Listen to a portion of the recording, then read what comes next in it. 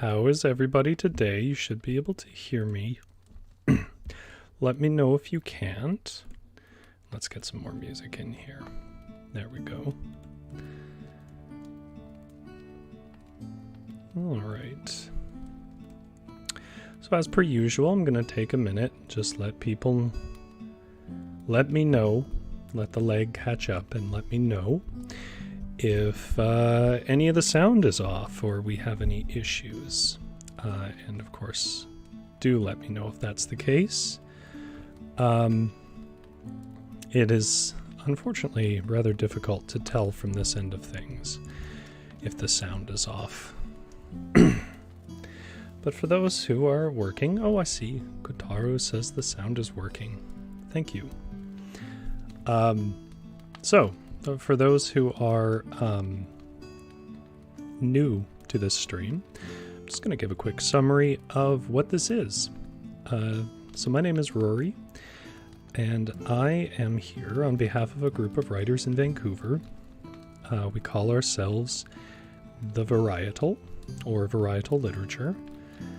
And basically we have a website, which you can find down in the description below this video, where we post up stories. And those stories are written by us, which will be a bit of a difference about today. These are not our own stories today. And yeah, it's a chance for us to broadcast our stories out to the world at varietal-literature.ca. And if all of that is too much to remember, again, it's down in the description.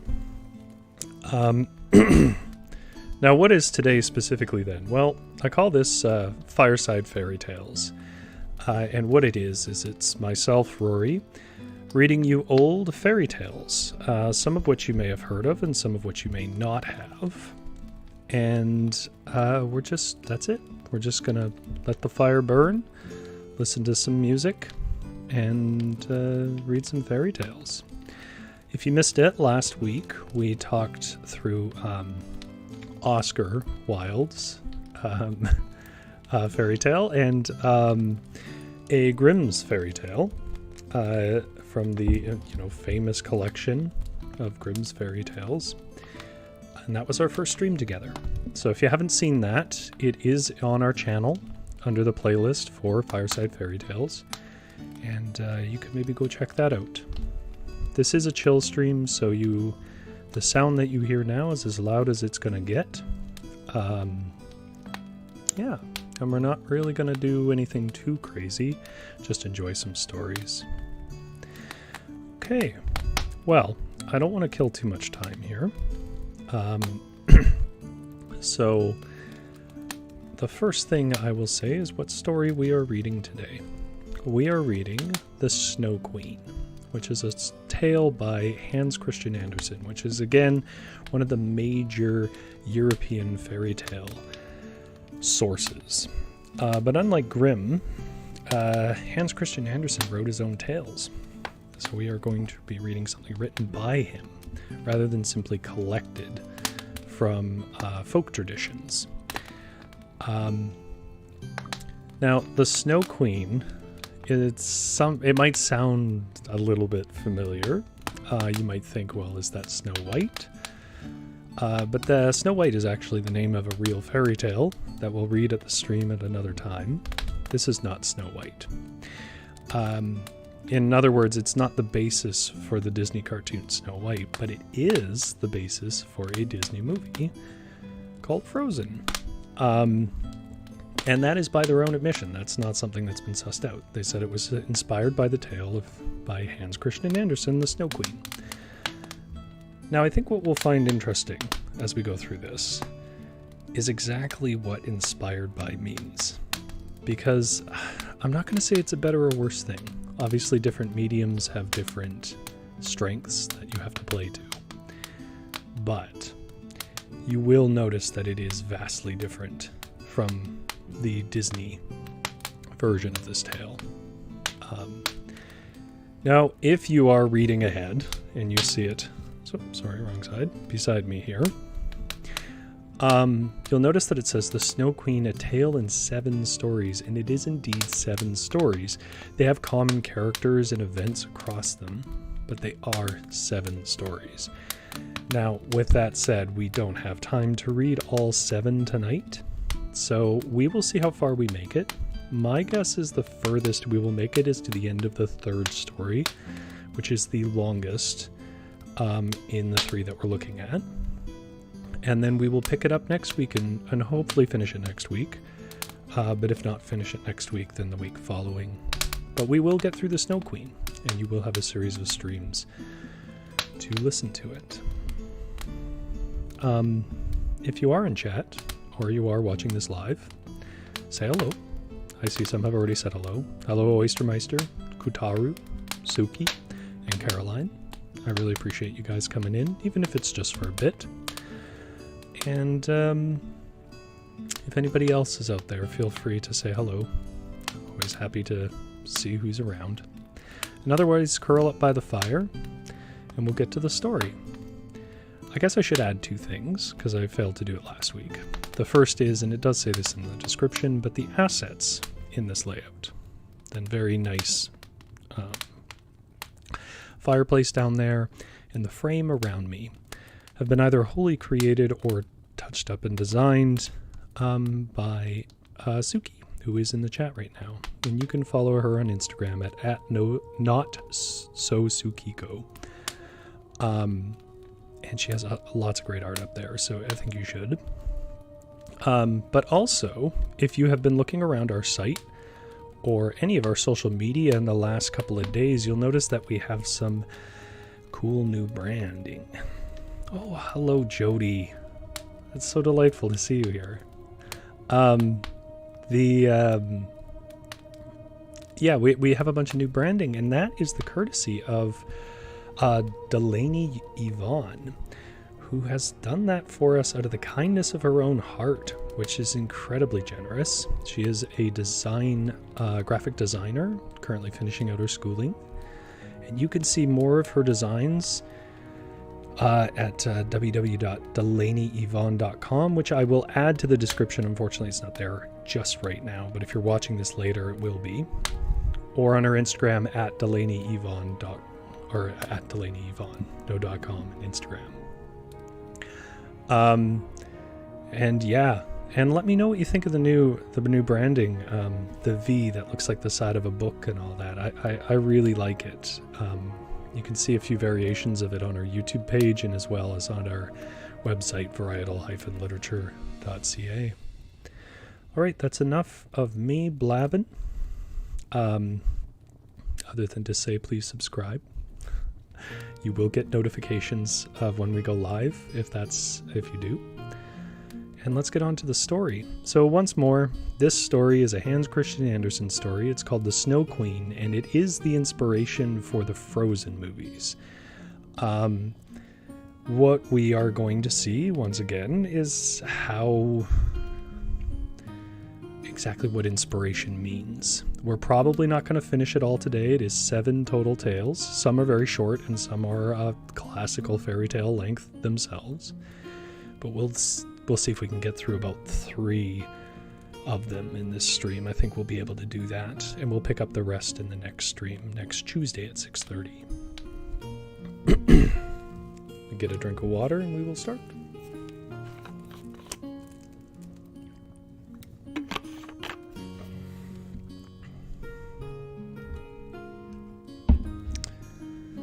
So the first story is called The First Story. And it says, which deals with a mirror and its fragments. There's a quote here from the story, but we will read that quote in the course of the story. But this book does come with some beautiful art. This is a public domain book, but I believe it was published in 2016. It's available through the Project Gutenberg website if you want to read it yourself. And this beautiful picture here is is a character we're going to figure out in a minute. All right, everybody, buckle in. Let's see what the story that inspired Frozen. Now we are about to begin, and you must attend. And when we get to the end of the story, you will know more than you do now about a very wicked hobgoblin. Oh, hello, Dana. He was one of the worst kind. In fact, he was a real demon. One day he was in a high state of delight because he had invented a mirror with this peculiarity, that every good and pretty thing reflected in it shrank away to almost nothing.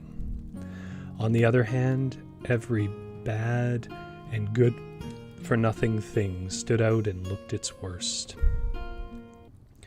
The most beautiful landscapes reflected in it and looked like boiled spinach, and the best people became hideous, or else they were upside down and had no bodies. Their faces were distorted beyond recognition, and if they had even one freckle, it appeared to spread all over the nose and mouth. The demon thought this immensely amusing. If a good thought passed through anyone's mind, it turned to a grin in the mirror. And just to pause here, in the era that this was written, grin didn't necessarily mean smile. It did mean to bare your teeth, but it was probably closer to what we would call a grimace. And this caused real delight in the demon. All the scholars in the demon's school, for he kept a school, reported that a miracle had taken place. Now, for the first time, it had become possible to see what the world and mankind were really like. They ran about all over with the mirror, till at last there was not a country or person which had not been seen in this distorting mirror. They even wanted to fly up to heaven with it to mock the angels, but the higher they flew, the more it grinned, and so much so that they could hardly hold it, and at last it slipped out of their hands and fell to the earth, shivered into hundreds of millions and billions of bits. And even then it did more harm than ever. Some of these bits were not as big as a grain of sand, and these flew about all over the world, getting into people's eyes, and once in, they stuck there, and distorted everything they looked at, or made them see everything that was amiss. Each tiniest grain of glass kept the same power as that possessed by the whole mirror. Some people even got a bit of glass into their heart, and that was terrible, for the heart became like a lump of ice. Some of the fragments were so big that they were used for window panes, but it was not advisable to look at one's friends through these panes. Other bits were made into spectacles, and it was a bad business when people put on these spectacles meaning to be just. The bad demon laughed till he split his sides. It tickled him to see the mischief he had done.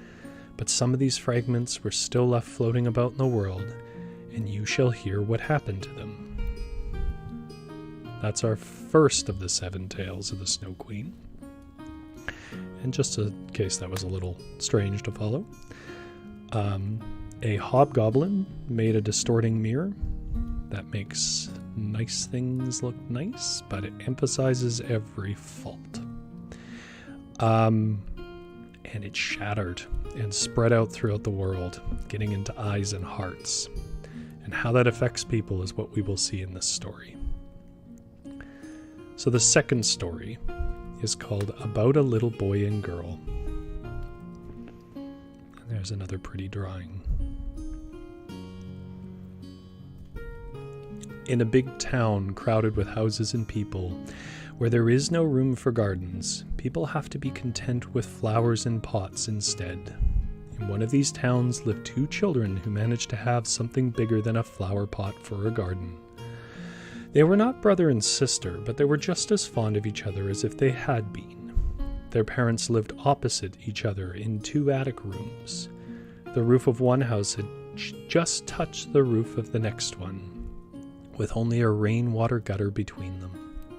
They each had a little dormer window, and one only had to step over the gutter to get from one house to the other. Each of the parents had a large window box in which they grew pot herbs and a little rose tree. There was one in each box, and they both grew splendidly. Then it occurred to the parents to put the boxes across the gutter, from house to house, and they looked like 2 banks of flowers. The pea vines hung down over the edges of the boxes, and the roses threw out long creepers which twined around the windows. It was almost like a green triumphal arch. The boxes were high, and the children knew they must not climb up onto them, but they were often allowed to have their little stools out under the rose trees. And there they had delightful games. Of course, in the winter there was an end to these amusements. The windows were often covered with hoar frost. Then they would warm coppers on the stove and stick them on the frozen panes, where they made lovely peepholes as round as possible. Then a bright eye would peep through these holes, one from each window. The little boy's name was Kay, and the little girl's Gerda. In the summer they could reach each other with one bound, but in the winter they had to go down all the stairs in one house and up all the stairs in the other, and outside there were snowdrifts. "Look, the white bees are swarming," said the old grandmother. "Have they a queen bee too?" asked the little boy, for he knew that there was a queen among the real bees. "Yes, indeed they have," said the grandmother. "She flies where the swarm is thickest. She is biggest of them all, and she never remains on the ground. She always flies up again to the sky. Many a winter's night she flies through the streets and peeps in at the windows. And then the ice freezes on the panes into wonderful patterns like flowers." "Oh yes, we have seen that," said both children. And then they knew it was true. "Can the Snow Queen come in here?" asked the little girl. "Just let her come," said the boy. "I will put her on the stove where she will melt." But the grandmother smoothed his hair and told him more stories. In the evening, when little Kay was at home and half undressed, he crept on to the chair by the window and peeped out of the little hole. A few snowflakes were falling, and one of these, the biggest, remained on the edge of the window box. It grew bigger till it became the figure of a woman, dressed in the finest white gauze, which appeared to be made of millions of starry flakes. She was delicate, lovely, but all ice, glittering, dazzling ice. Still, she was alive. Her eyes shone like two bright stars, but there was no rest or peace in them. She nodded to the window and waved her hand.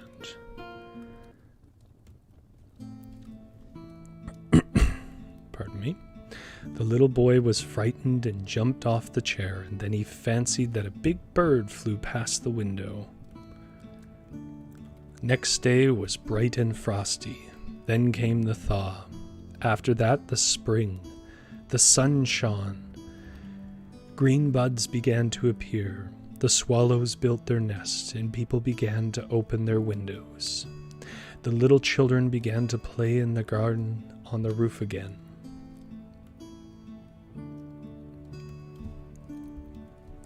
The roses were in a splendid bloom that summer.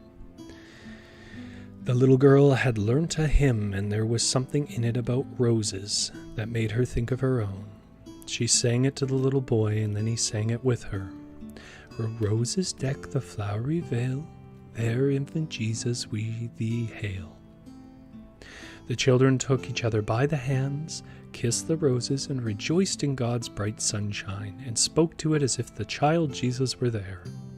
What lovely summer days they were! How delightful it was to sit out under the fresh rose trees, which seemed never tired of blooming. Kay and Gerda were looking at a book of birds and animals one day. It had just struck 5 by the church clock when Kay said, "Oh, something struck my heart, and I've got something in my eye." The little girl put her arms around her neck. He blinked his eye. There was nothing to be seen. I believe it is gone," he said, but it was not gone. It was one of those very grains of glass from the mirror, the magic mirror. You remember that horrid mirror? In which all good and great things reflected in it all became small and mean, while the bad things were magnified and every flaw became very apparent. Poor Kay! A grain of it had gone straight to his heart, and would soon turn it into a lump of ice. He did not feel it anymore, but it was still there. "Why do you cry?" he asked. "It makes you look ugly. There's nothing the matter with me. How horrid!" He suddenly cried, "There's a worm in that rose, and that one is quite crooked. After all, they are nasty roses, and so are the boxes they are growing in." He kicked the box and broke off 2 of the roses. "What are you doing, Kay?" cried the little girl. When he saw her alarm, he broke off another rose and then ran in by his own window and left dear little Gerda alone. When she next got out the picture book, he said it was only fit for babies in long clothes. When his grandmother told him the stories he always had, but if he could manage it, he liked to get behind her chair, put on her spectacles, and imitate her. He did it very well, and people laughed at him. He was soon able to imitate everyone in the street. He could make fun of all their peculiarities and failings. "He will turn out a clever fellow," said people. But it was all that a bit of glass in his heart, that bit of glass in his eye, and it made him tease little Gerda, who was so devoted to him. He played quite different games now. He seemed to have grown older. One winter's day, when the snow was falling, he brought in a big magnifying glass. He held out the tail of his blue coat and let the snowflakes fall on the ground. "Now look through the glass, Gerda," he said. Every snowflake was magnified and looked like a lovely flower or a sharply pointed star. "Do you see how cleverly they are made?" said Kay. "Much more interesting looking than looking at real flowers. There is not a single flaw in them. They are perfect. If only they would not melt." Shortly after, he appeared in his thick gloves with his sledge on his back. Sledge is, of course, an old world term for sled. He shouted right into Gerda's ear, "I have to leave to drive in the big square where the other boys play," and away he went. In the big square, the Boulder boys used to tie their little sledges to the farm carts and go a long way in this fashion. They had no end of fun over it. Just in the middle of their games, a big sledge came along. It was painted white, and the occupant wore a white fur coat and cap. The sledge drove twice round the square, and Kay quickly tied his sledge on behind. Then off they went, faster and faster, into the next street. The driver turned round and nodded to Kay in the most friendly way, just as if they knew each other. Every time Kay wanted to loose his sledge, the person nodded again, and Kay stayed where he was. They drove right out through the town gates. Then the snow began to fall so heavily that the little boy could not see a hand before him as they rushed along. He undid the cords and tried to get away from the big sledge, but it was no use. His little sledge stuck fast, and on they rushed, faster than the wind. He shouted aloud, but nobody heard him, and the sledge tore on through the snowdrifts. Every now and then it gave a bound, as if they were jumping over hedges and ditches. He was very frightened, and he wanted to say his prayers, but he could only remember the multiplication tables. The snowflakes grew bigger and bigger till at last they looked like big white chickens. All at once they sprang on one side. The big sledge stopped, and the person who drove got up, the coat and cap smothered in snow. It was a tall and upright lady, all shining white, the Snow Queen herself. "We have come along at a good pace," she said, "but it's cold enough to kill one. Creep inside my bearskin coat."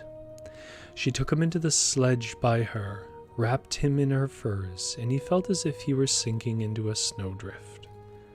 "Are you still cold?" she asked, and she kissed him on the forehead. Ah! It was colder than ice, and it went to his very heart, which was already more than half ice. He felt as if he were dying, but only for a moment. Then it seemed to have done him good. He no longer felt the cold. "My sledge! Don't forget my sledge!" He only remembered it now. It was tied to one of the white chickens which flew along behind them. The Snow Queen kissed Kay again, and then he forgot all about little Gerda, grandmother, and all the others at home. "Now I mustn't kiss you any more," she said, "or I should kiss you to death." Kay looked at her. She was so pretty. A cleverer, more beautiful face could hardly be imagined. She did not seem to be made of ice now. She was outside the window when she waved her hand to him. As she was outside the window when she waved her hand to him. In his eyes, she was quite perfect. And he was not a bit afraid of her. He told her that he could do mental arithmetic as far as fractions, and that he knew the number of square miles and the number of inhabitants of the country.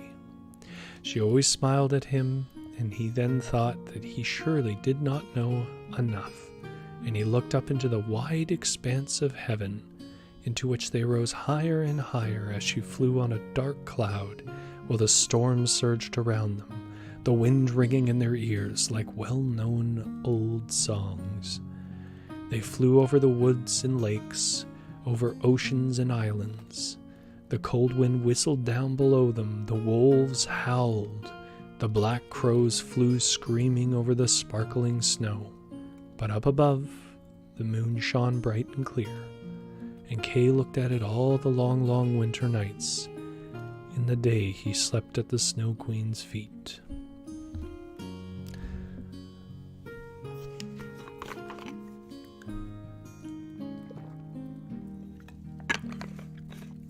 I see we have a couple of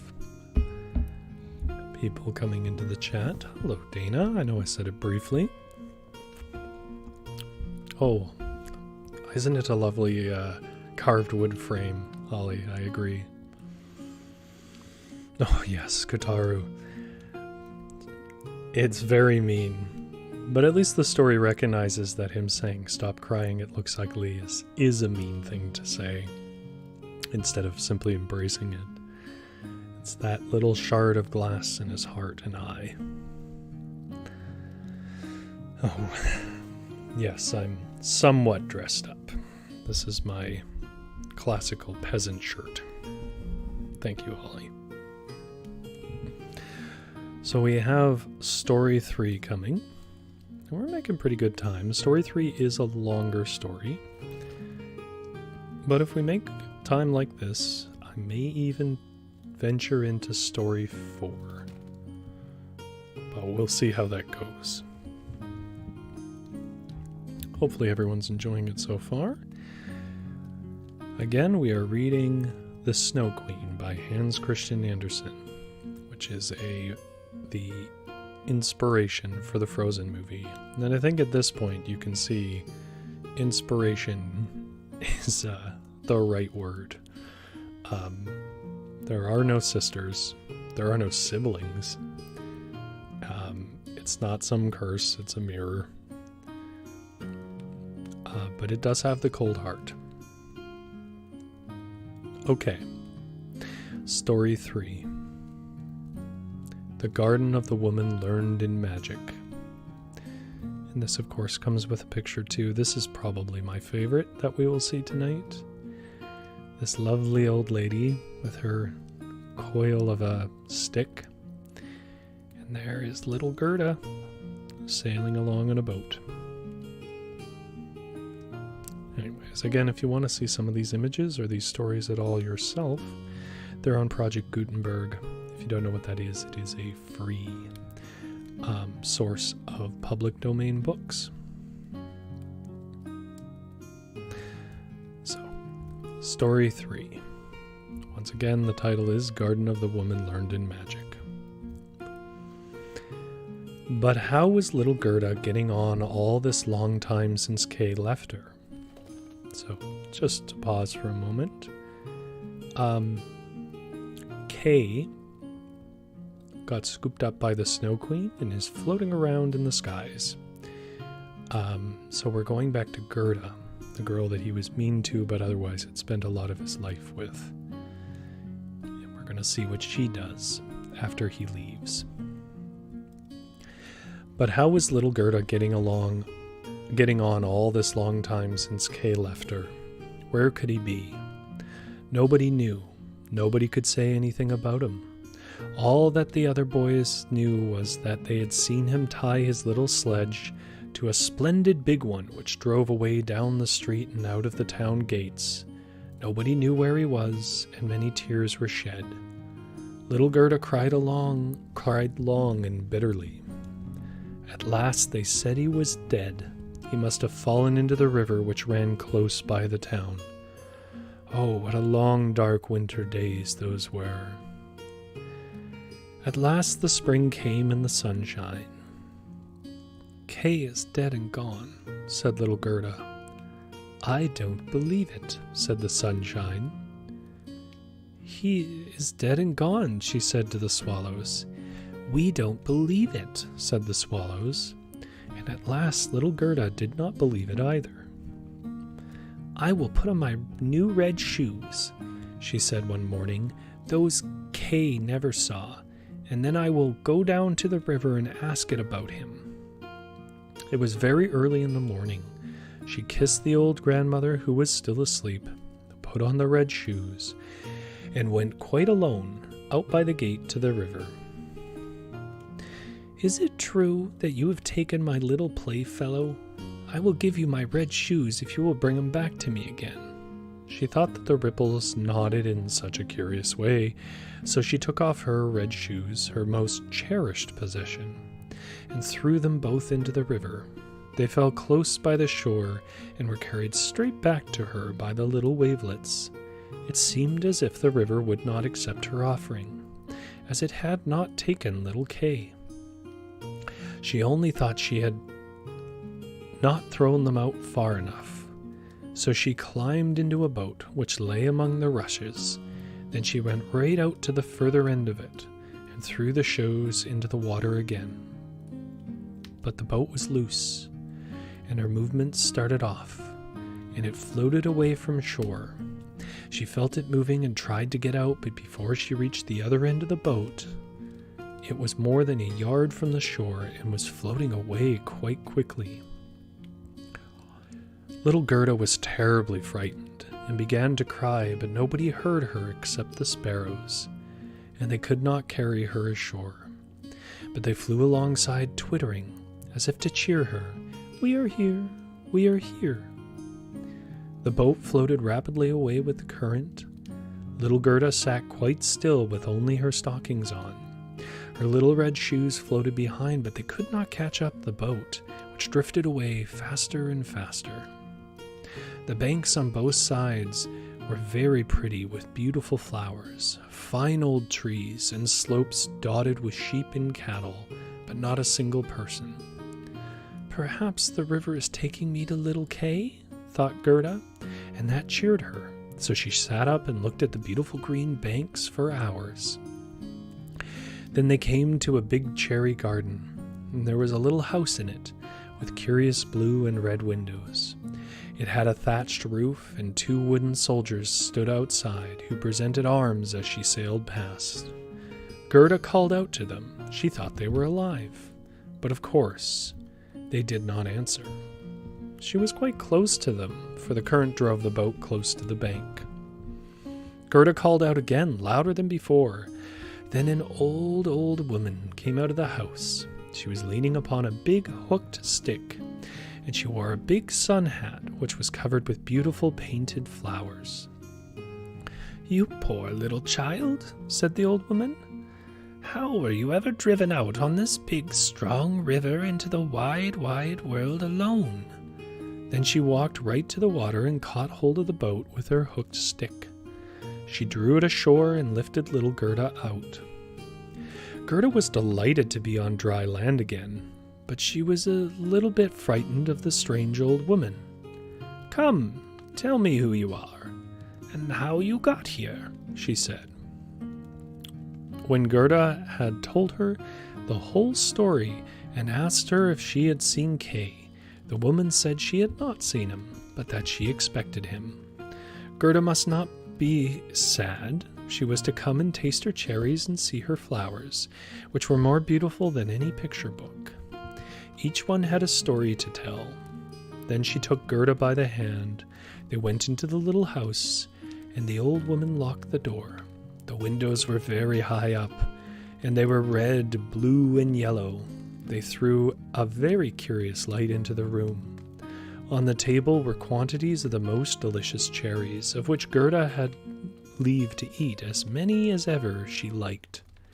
While she was eating, the old woman combed her hair with a golden comb, so that her hair curled and shone like gold round the pretty little face, which was sweet as a rose. "I have long wanted a little girl like you," said the old woman. "You will see how well we shall get on together." While she combed her hair, Gerda had forgotten all about Kay, for the old woman was learned in the magic art. But she was not a bad witch. She only cast spells over people for a little amusement, and she wanted to keep Gerda.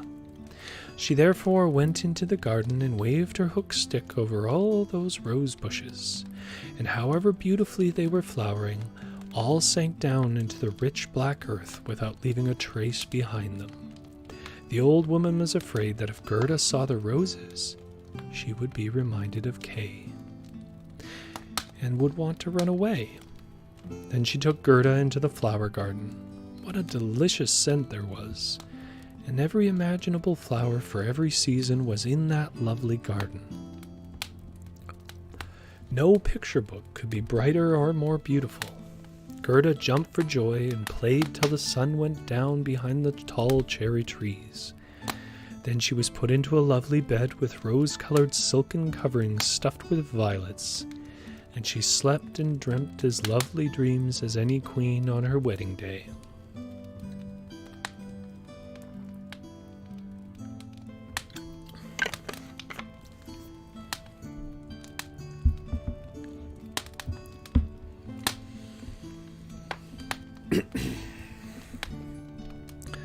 One day she was sitting looking at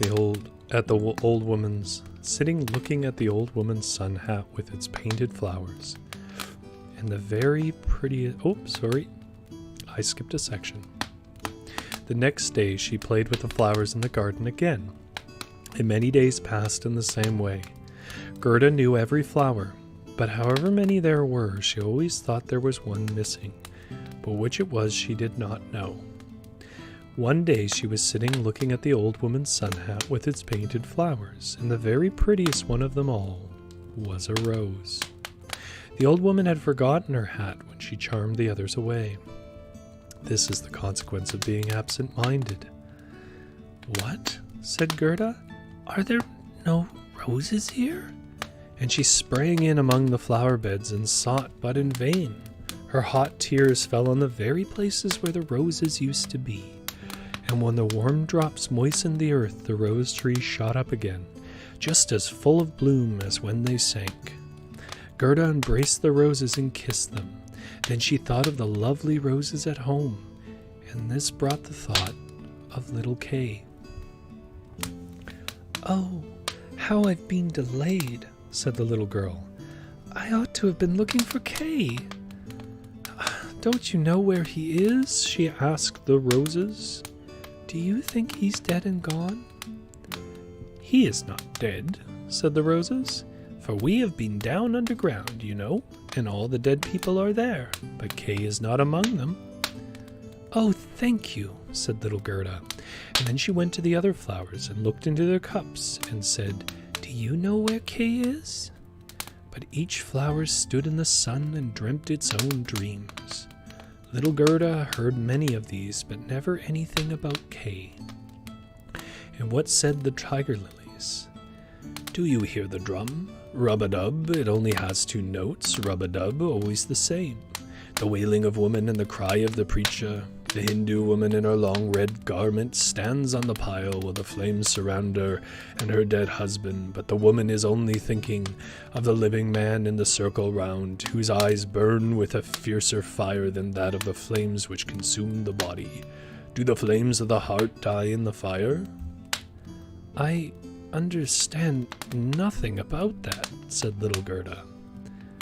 That is my story," said the tiger lily. "What does the convolvulus say?" Sorry if I mispronounced that. It's a flower.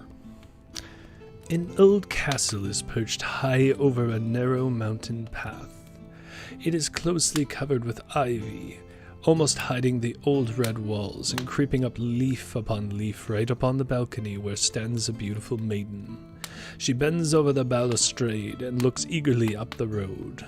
No rose on its stem is fresher than she. No apple blossom wafted by the wind moves more lightly. Her silken robes rustle softly as she bends over and says, "Will he never come?" "Is it Kay, you mean?" asked Gerda. "I am only talking about my own story, my dream," answered the convolute. What said the little snowdrop? "Between two trees a rope with a board is hanging. It is a swing. Two pretty little girls in snowy frocks and green ribbons fluttering on their hats are seated on it. Their brother, who is bigger than they are, stands up behind them.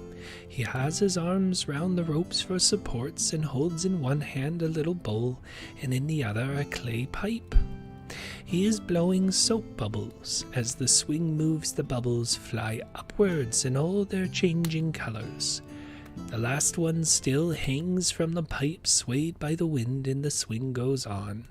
A little black dog runs up. He is almost as light as the bubbles. He stands up on his hind legs and wants to be taken into the swing, but it does not stop. The little dog falls with an angry bark. They jeer at it. The bubble bursts, a swinging plank, a fluttering foam picture. That is my story." "I dare say you tell me what is very pretty, but you speak so sadly. You never mention little Kay." "What says the hyacinth?" They were three beautiful sisters, all most delicate and quite transparent. One wore a crimson rose, the other a blue, and the third was pure white. These three danced hand in hand by the edge of the lake in the moonlight. They were human beings, not fairies of the wood. The fragrant air attracted them, and they vanished into the wood. Here the fragrance was stronger still. Three coffins glide out of the woods towards the lake, and in them lie the maidens. The fireflies flutter lightly around them with their little flickering torches. Do these dancing maidens sleep, or are they dead? The scent of the flowers says they are corpses. The evening bell tolls their knell." "You make me quite sad," said little Gerda. "Your perfume is so strong, it makes me think of those dead maidens. Oh, is little Kay really dead? The roses have been down underground, and they say no." "Ding dong," told the hyacinth bells. "We are not tolling for little Kay. We know nothing about him. We sing our song, the only one we know." And Gerda went on to the buttercups, shining among their dark green leaves. "You are a bright little sun," said Gerda. "Tell me if you know where I shall find my playfellow." The buttercup shone brightly and returned Gerda's glance. What song could the buttercup sing? It would not be about Kay. "God's bright sun shone into a little court on the first day of spring. The sunbeams stole down the neighboring white wall, close to which bloomed the first yellow flower of the season. It shone like burnished gold in the sun. An old woman had brought her armchair out into the sun. Her granddaughter, a poor and pretty little maidservant, had come to pay her a short visit, and she kissed her. There was gold, heart's gold, in the kiss. Gold on the lips, gold on the ground, and gold above in the early morning beams. Now that is my little story," said the buttercup. "Oh, my poor old grandmother," sighed Gerda. "She will be longing to see me, and grieving about me as she did about Kay. But I shall soon go home again and take Kay with me. It is useless for me to ask the flowers about him. They only know their own stories, and have no information to give me." Then she tucked up her little dress, so that she might run the faster, but the narcissus blossoms struck her on the legs as she jumped over them, so she stopped and said, "Perhaps you can tell me something?" She stooped down close to the flower and listened. What did it say? "I can see myself, I can see myself," said the narcissus. "Oh, how sweet is my scent. Up there in the attic window stands a little dancing girl, half dressed. First she stands on one leg, then on the other, and looks as if she would tread the whole world under her feet. She is only a delusion. She pours some water out of a teapot onto a bit of stuff that she is holding, and it is her bodice. Cleanliness is a good thing, she says. Her white dress hangs on a peg. It has been washed in the teapot too and dried on the roof. She puts it on and wraps a saffron-colored scarf round her neck, which makes the dress look whiter. See how high she carries her head, all upon one stem. I see myself, I see myself." "I don't care a bit about all of that," said Gerda. "It's no use telling me such stuff." And then she ran to the end of the garden. The door was fastened, but she pressed the rusty latch, and it gave way. The door sprang open, and little Gerda ran out with bare feet into the wide world. She looked back 3 times, but nobody came after her. At last she could run no further, and she sat down on a big stone. When she looked around, she saw that the summer was over, and it was quite late autumn. She would never have known it inside the beautiful garden where the sun always shone, and the flowers of every season were always in bloom. "Oh, how I've wasted my time," said little Gerda. "It is autumn. I must not rest any longer." And she got up to go on. Oh, how weary and sore her little feet. And everything round looked so cold and dreary. The long willow leaves were quite yellow. The damp mist fell off the trees like rain. One leaf dropped after another from the trees, and only the sloe thorn still bore its fruit, but the sloes were sour and set one's teeth on edge. Oh, how gray and sad it looked out in the wide world. Well, we're doing pretty good for time, so I think we can do the 4th story, but the 4th story will be the last.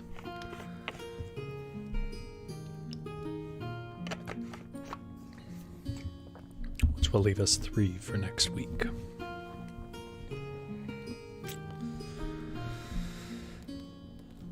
Let me just check in a little bit with chat here. "These flowers are useless," says Holly. Yes, I think that's the point. As they say, they dream their own dreams. It's the only thing they know.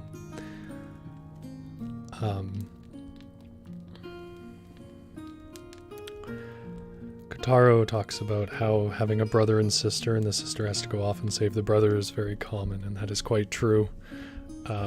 There is a trend in stories, especially old stories, of women coming along and fixing the screw-ups of men, which is why I found the rendition of The Fisherman's Wife we looked at last week so odd, because the trouble came solely from the woman. But I did actually get more information on that, but if you remind me, I will say more at the end. I spoke to a PhD in medieval literature a bit about it, and they had some insights.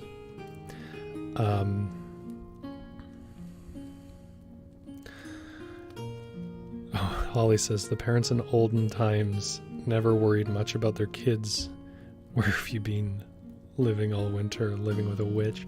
I mean, they did care to the extent that they worried about it, but they never really seemed to look. They were like, "Kay didn't come back. Guess he's dead in the river." And that was kind of the end of it. Also, people are fine to talk to flowers and kiss flowers, Kutaru. I can't even imagine kissing flowers, but it's a big thing here. And I wonder if that's a contrivance for the story or whether that's a thing that people did.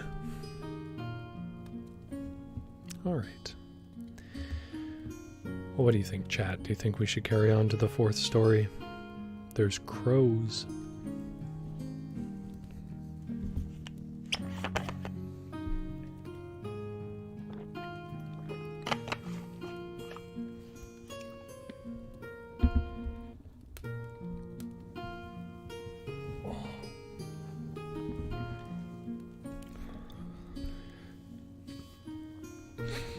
All right. So, the fourth story, Prince and Princess. In this story, we will continue to follow Gerda. And in case you've lost the thread, Gerda is looking for Kay, who took a sliver of a magical mirror in his eye and heart, and then got swept off by the Snow Queen into the sky. And a good season later, she set out to find him. And now she has spent the summer season in a garden with an old lady who apparently wasn't a bad witch, but still basically kidnapped a child.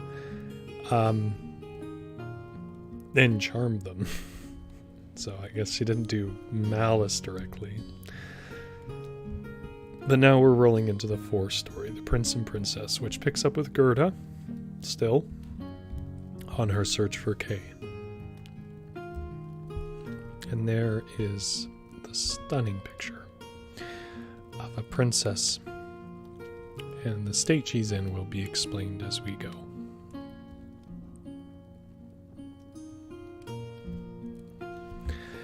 Gerda was soon obliged to rest again. A big crow hopped onto the snow just in front of her. It had been sitting looking at her for a long time and wagging its head.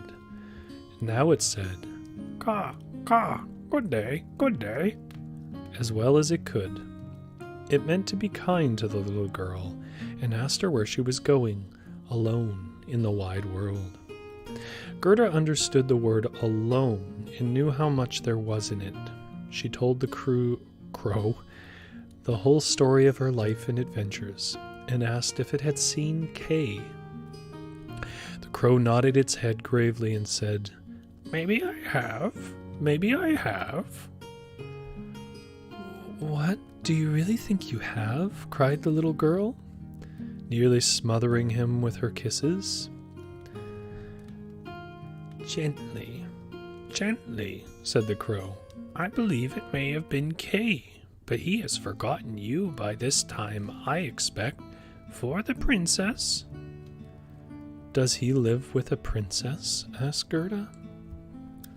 "Yes, listen," said the crow, "but it is so difficult to speak your language. If you understand crow's language, I can tell you about it much better." Now just to pause and give a note that is in the footnote here. Crow's language is a real thing. It says in the footnotes, children have a kind of language or gibberish formed by adding letters or syllables to every word, which is called crow's language. Not a thing I was familiar prior to this.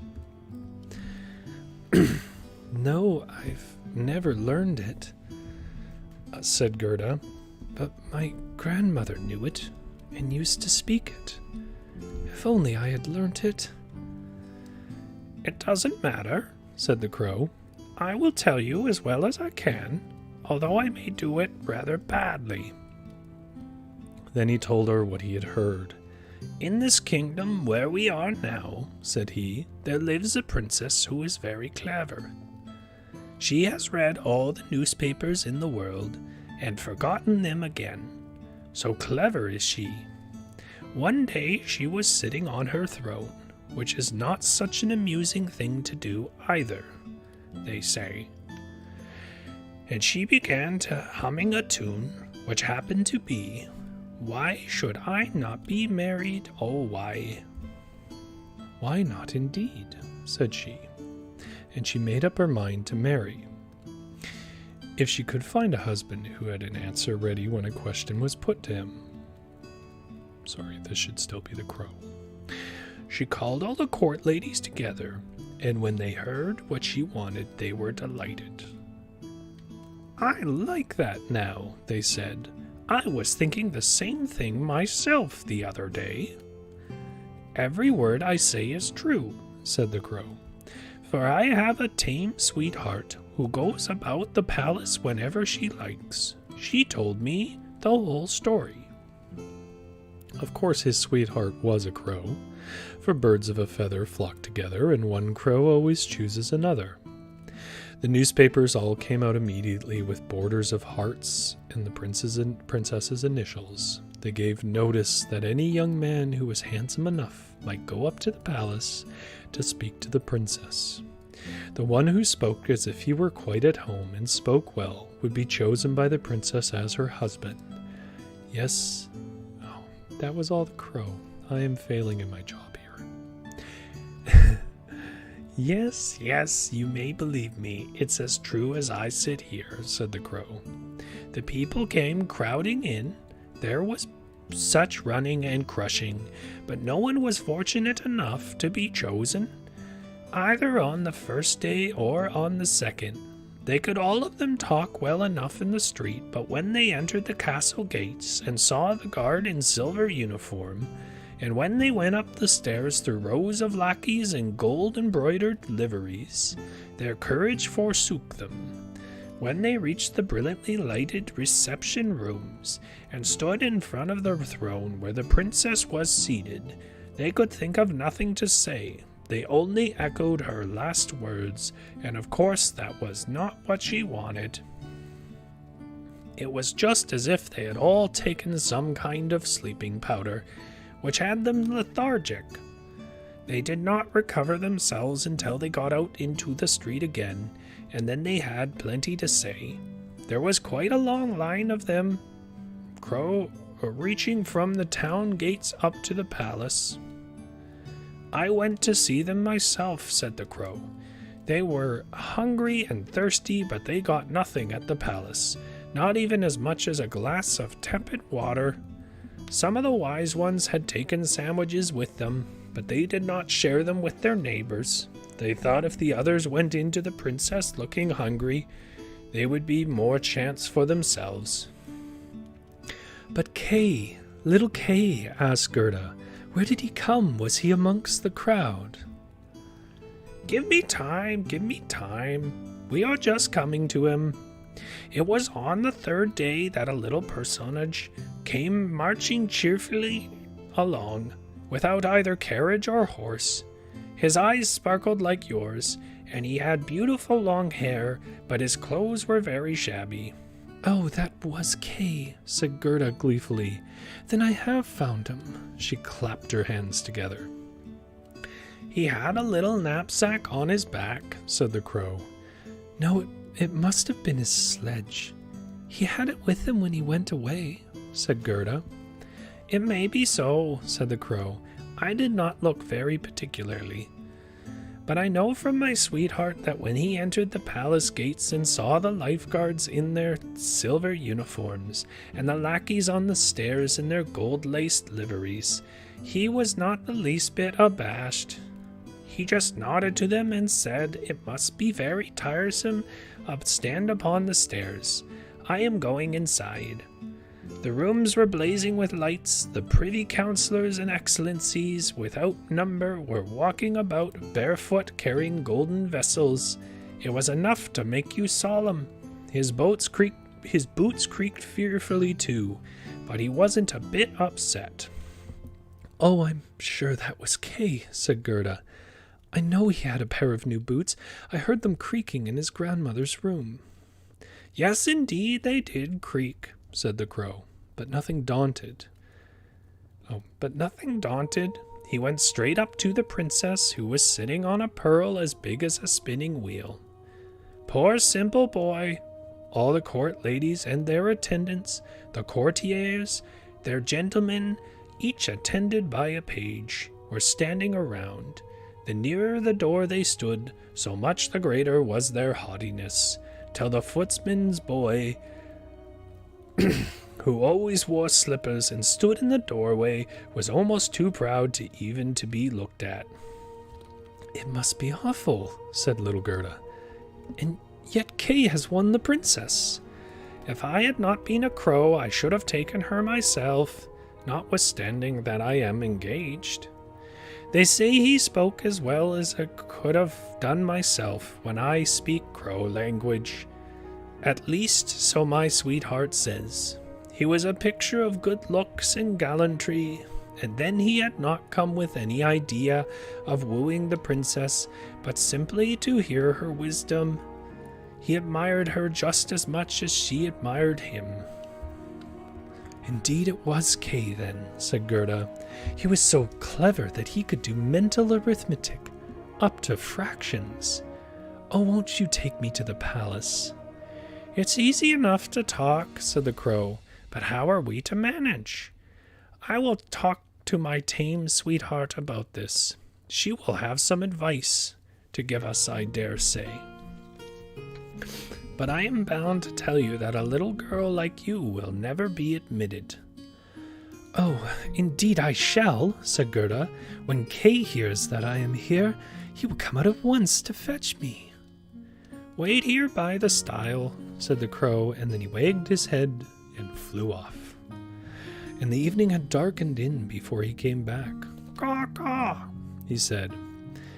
She sends you greetings, and here is a little roll for you. She got it out of the kitchens where there is bread enough, and I dare say you are hungry.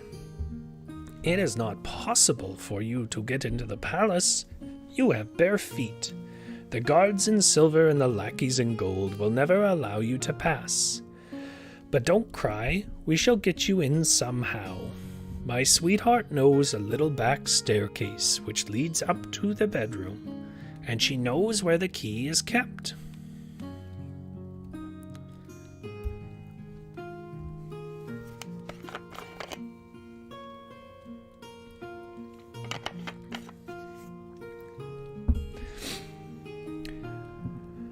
Then they went into the garden, into the great avenue where the leaves were dropping, softly one by one. And when the palace lights went out, one after the other, the crow led little Gerda back to the door, which was ajar. Oh, how Gerda's heart beat with fear and longing!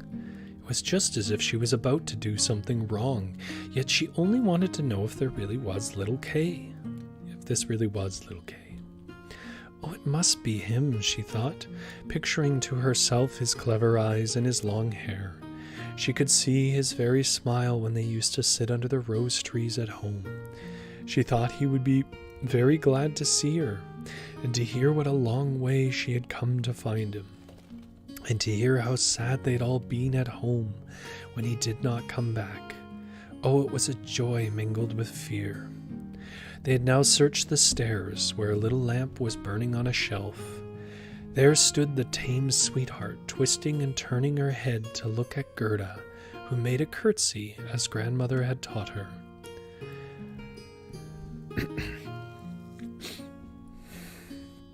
My betrothed has spoken so charmingly about you, my little miss, she said.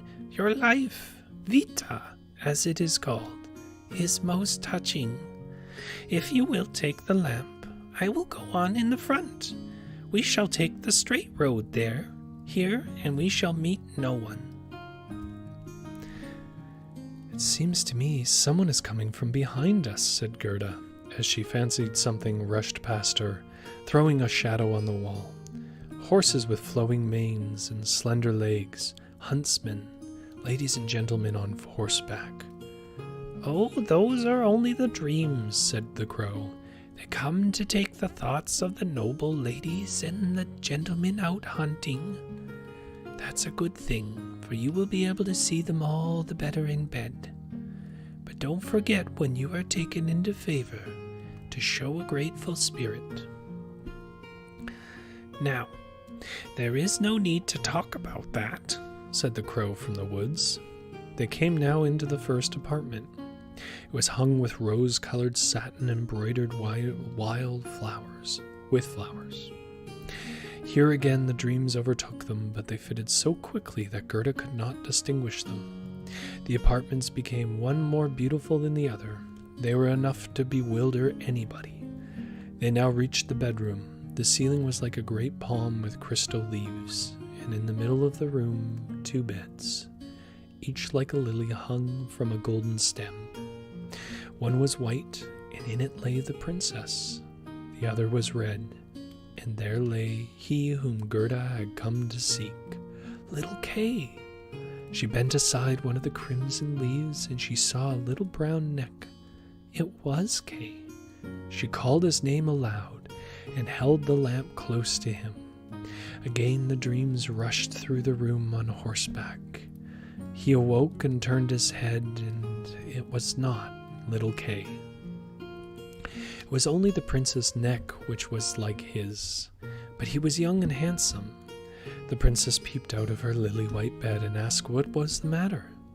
Then little Gerda cried, and told them all her story, and what the crows had done to help her. "You poor little thing," said the prince and princess, and they praised the crows, and said that they were not at all angry with them, but they must not do it again, and then they gave them a reward. "Would you like your liberties," said the princess, "or would you prefer permanent posts about the court as court crows, with perquisites from the kitchen?" Both the crows curtsied and begged for the permanent posts, for they thought of their old age and said it was so good to have something for the old man, as they called it. The prince got up and allowed Gerda to sleep in his bed, and he could not have done more. She folded her little hands and thought how good the people and the animals are. And then she shut her eyes and fell fast asleep, and all the dreams came flying back again. This time they looked like angels, and they were dragging a little sledge with Kay sitting on it. And he nodded, but it was only a dream, so it all vanished when she woke. Next day she was dressed in silk and velvet from head to foot. They asked her to stay at the palace and have a good time, but she only begged them to give her a little carriage and a horse and a little pair of boots, so that she might drive out into the wide world to look for Kay. They gave her a pair of boots and a muff. She was beautifully dressed, and then she was ready to start. There before the doors stood a new chariot of pure gold. The prince's and princess's coats of arms were emblazoned on it, and shone like a star. The coachman, footman, and outrider, for there was even an outrider, all wore golden crowns. The prince and princesses themselves helped her into the carriage and wished her joy. The wood crow, who was now married, accompanied her for the first 3 miles. He sat beside Gerda, for he could not ride with his back to the horses. The other crows stood at the door and flapped her wings. She did not go with them, for she suffered from headaches and she had become a kitchen pensioner, the consequences of eating too much. The chariot was stored with sugar biscuits, and there were fruit and ginger nuts under the seat. "Goodbye, goodbye," cried the prince and princess. Little Gerda wept too. At the end of the first few miles the crow said goodbye, and this was the hardest parting of all. It flew up into a tree and flapped its big black wings as long as it could see the chariot, which shone like the brightest sunshine.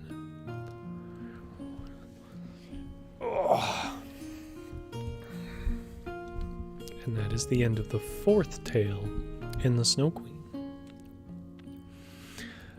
For those who've stuck around, I really appreciate it.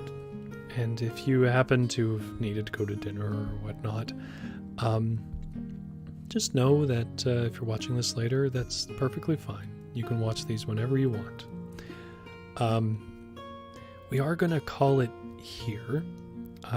We aren't going to go on to the 5th, 6th, and 7th tale this week. I'm going to leave you on that cliffhanger and talk about it next week.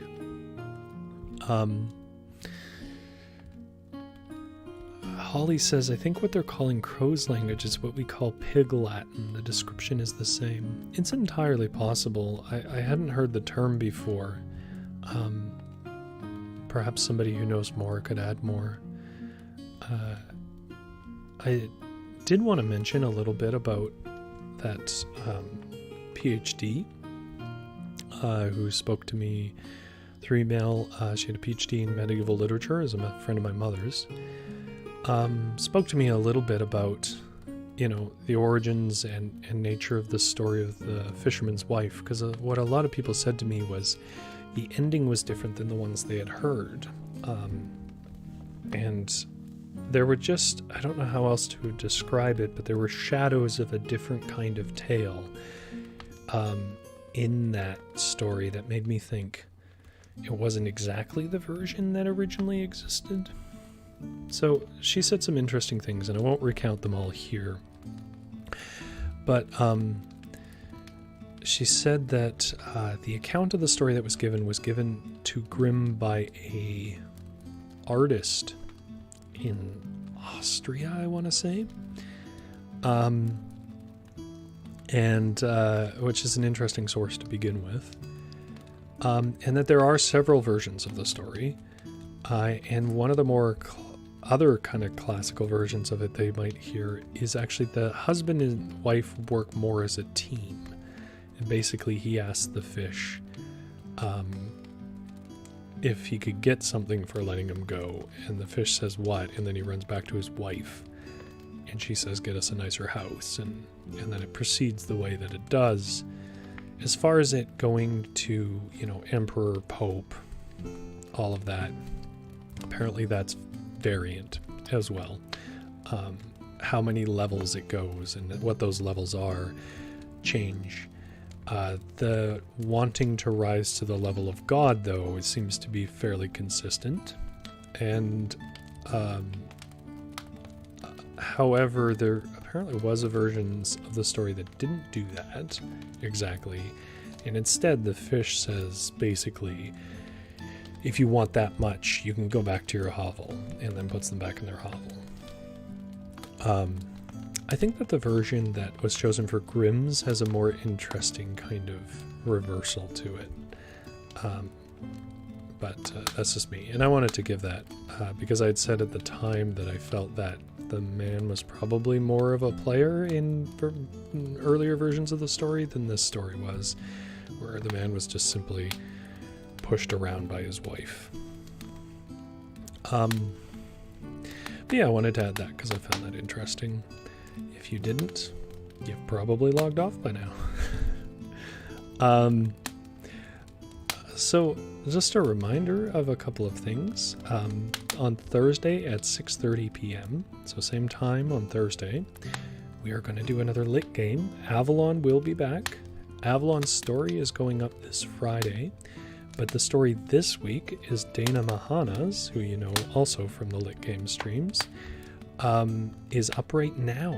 If you go to varietal-literature.ca, or you click that link down in the description, click on stories, it will come up, and you'll know you found it because it has a distinct picture, which is Dana's own drawing. That will definitely catch your eye, so you'll know it when you see it. It's called This Girl Jane. It's a lovely story, and we've gotten great feedback on it. Lots of people really enjoyed it. Also, if you enjoyed the stories today, there's two things you can do for me that are very helpful. The first is you can subscribe, which you hit the little red subscribe button. And the second is you can give me a like spike, which is click the little thumbs up if you liked it. And especially give me some likes if you want to see the other few stories from this tale. Because if, people aren't that interested in it, maybe we'll sort of leave it as it is and go on to other tales that interest people more. But that was the first 4 of 7 tales in the Snow Queen by Hans Christian Andersen, which is the basis of the Frozen movies from Disney, which, by the way, I do enjoy. Genuinely, I like those movies. The first more than the second. But yeah. Oh, both Kutaru and Brandon said thank you so much. Well, thank you guys for showing up. This really is just me talking to myself if I didn't have people sitting around the fire with me listening to stories, and I really appreciate you guys coming. And I'll keep doing it as long as people want to keep hearing it. Follow us on Twitter and Instagram to keep up and not miss one of these. They're both at varietal_lit. And other than that, I thank you very much for your attendance. And for those of you who were not here for the live, that's okay. I hope you enjoyed it all the same. Let me know in the comments, for the people who are not here live, if you guys want to see the rest of the stories, or whether, that's enough for now for the Snow Queen. And give us a like and subscribe. Thank you so much. You guys take care.